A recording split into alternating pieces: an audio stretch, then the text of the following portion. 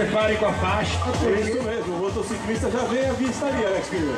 Olha, ele não vem a prazo, ele vem à vista.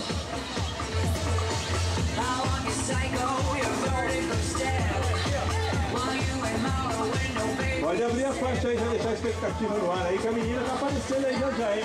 Quando você menos esperar, ela aparece no cantinho, normalmente ela vem bem pequenininha, assim, que nem a Flaviana, discutindo, quando você olha, ela já passou. É, por baixo da pena. É, passa embaixo da faixa, tá? E tem que abaixar, cara. A Flaviana vai me ajudar aqui pra identificar aqui a identificação ao longe, até porque ela entrega bem melhor do que eu.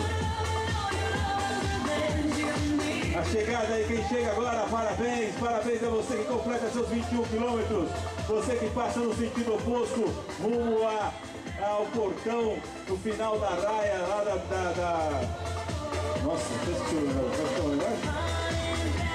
Planeta Terra. No quilômetro 15, é só manter o seu ritmo, a sua concentração, boa prova, é só manter, tá muito bom. Olha o sprint.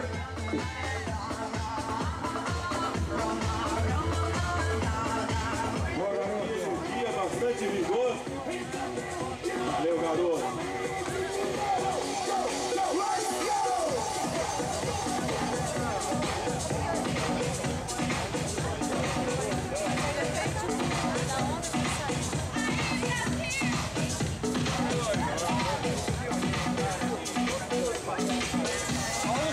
Olha o Luciano aí, ó.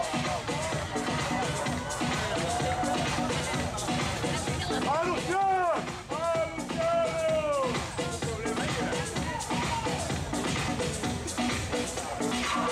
Vamos lá, é só chegar agora, é só chegar e comemorar. É só chegar e comemorar, não é qualquer um que faz 21. Tem que ter raça, determinação, persistência. Determinação, é isso que leva você. Você não sabe, mas que ela fez.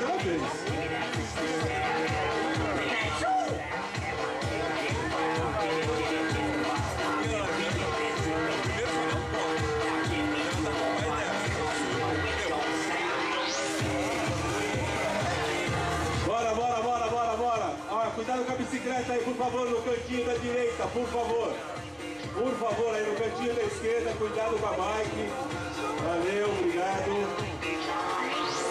Equipe Metros Metrô chegando, todo mundo comemorando, equipe Tavares. Todos os atletas vão comemorando a sua chegada, a sua conquista nos 21 quilômetros. Pode comemorar.